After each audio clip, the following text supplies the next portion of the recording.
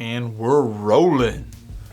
What's going on? And welcome to the Hikers Network, where our mission is to bring you positivity, info, and knowledge.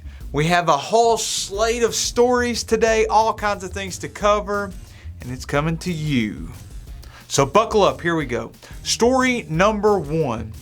First thing I have for you is big announcement. If you follow JK is Hiking, you may already know this, but I'm having a fantastic time starting a podcast. And I don't know how, but we somehow got the name, The Backpacking Podcast. And it's coming to all platforms near you. We're talking Spotify, we're talking Google, we're talking Anchor. We have all types of different platforms where you can check out the podcast. And hopefully, by the time you're watching this, it is also on the podcast app on iPhones. If it's not, check it out on Spotify and it should be on there soon. You're like, what is the podcast? The Backpacking Podcast is pretty much me, Jeremiah Stringer Hikes, and JK is Hiking, hanging out and talking about backpacking and hiking. So if you're into that, you definitely need to check out the Backpacking Podcast. And I think that we are set to have guests on in the future. It just seems like everybody's starting a podcast, and I think it's just because it's super fun.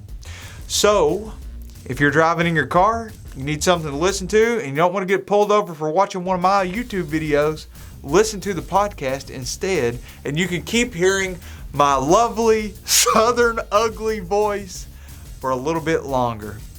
Link below. Story number 2. I had a pretty crazy adventure at Red River Gorge very recently. And Miyagi on the trail has already started popping these videos off.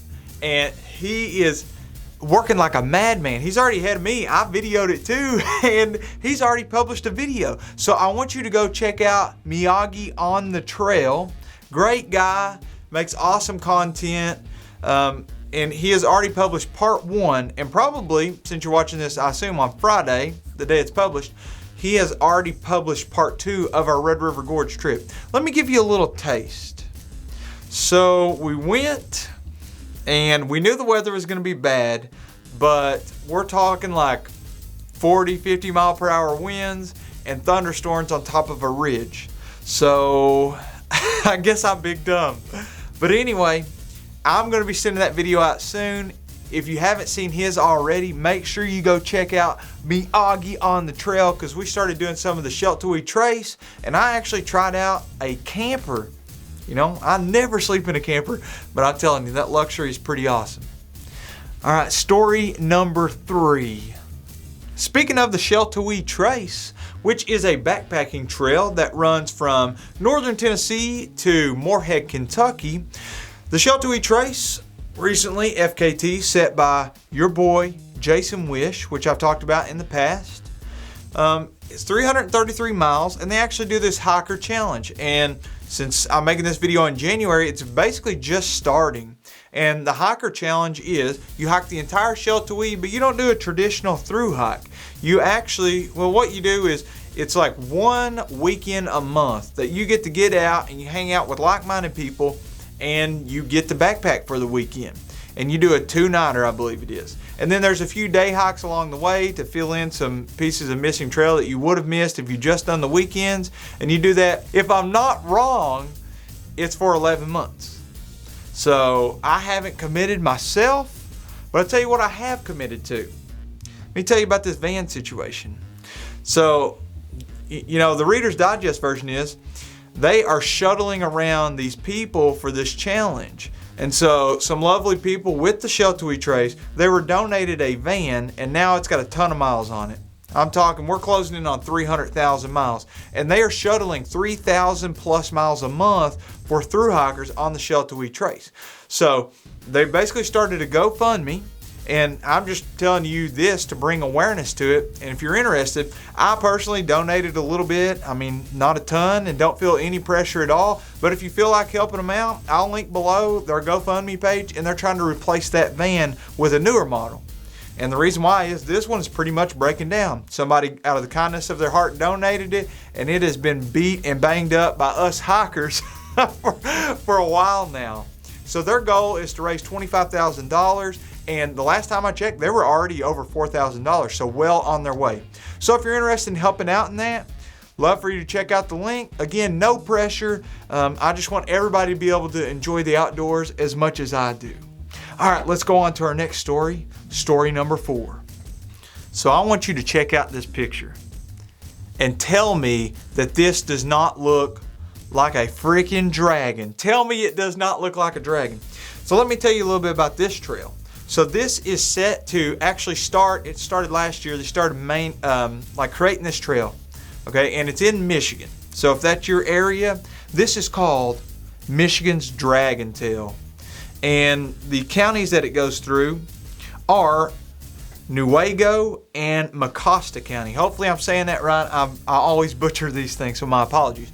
But they're basically creating this trail, and it's going to go around 13 scenic overlooks and have 20 footbridges, and the whole thing will be completed in 2022.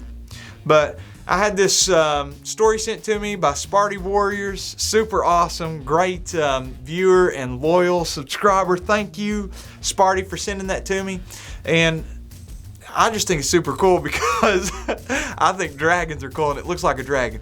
But anyway, look forward to that, especially if you're in the Michigan area.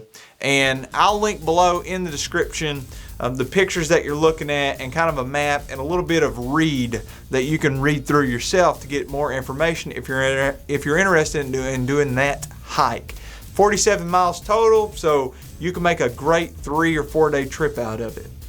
All right, story number 5. Are you ready? Let's do it.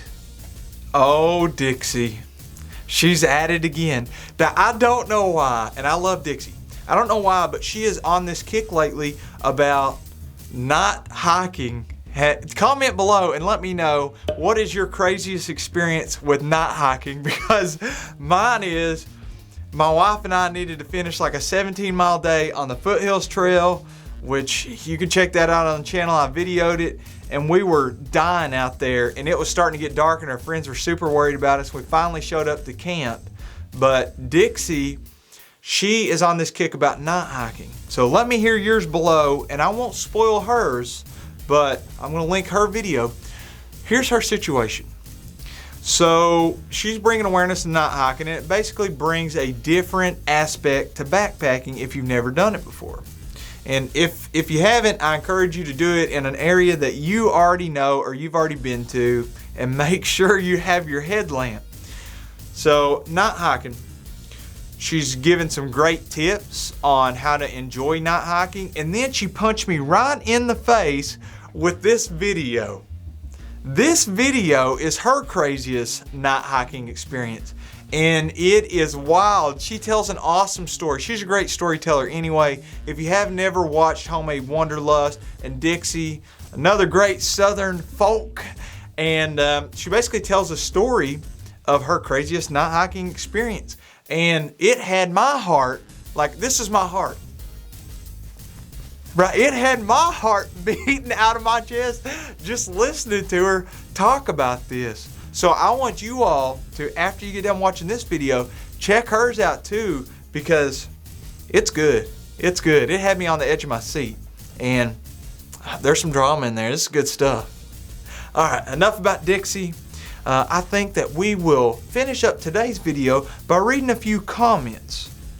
So the comments on this video come from a review of the Lucy Lantern, which I didn't have the greatest experience with, but I guess you could technically call it my impressions, because I used it for my first, for my first hike of this year, and I set it out and it broke on me. So if you want to see the specifics, you can check out my review of it. Review or impressions or whatever you want to call it, but I want to read a few of the viewers' comments. So let's see what we got. Brant and Garvey says, I've had nothing but failures with those type of lanterns. That's what happened with me too. But let's keep it positive. For me, it's easier to use a water bottle and a headlamp as a lantern. That's a great hack. You can put your headlamp on the bottom of a water bottle, like an Nalgene works perfect, and you can stretch your band over, and it'll shine up and diffuse the light, and voila, you have a lantern. Wanderlust says, nice review. I'm thankful you covered your face when blowing it up. Saved us some awkwardness. Laughing face emojis. I don't know. I let the air out. I have no idea why. And then had to blow it up a second time on camera. I'm just an awkward guy. What can I say? Go Adventure says, nice review. I've been using this one for the Ozark Trail lanterns from Walmart a lot lately. The shelters in the Ice Age Trail are always so dark inside, so I hang it from the rafters in the shelter.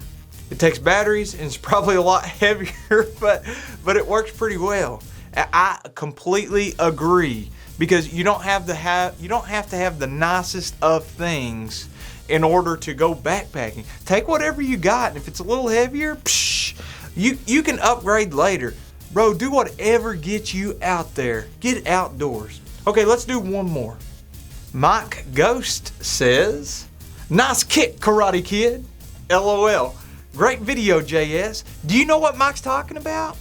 He's talking about liking the video, subscribing to the channel, and he's talking about click the notification bell for the latest notifications. We'll see you in the next video.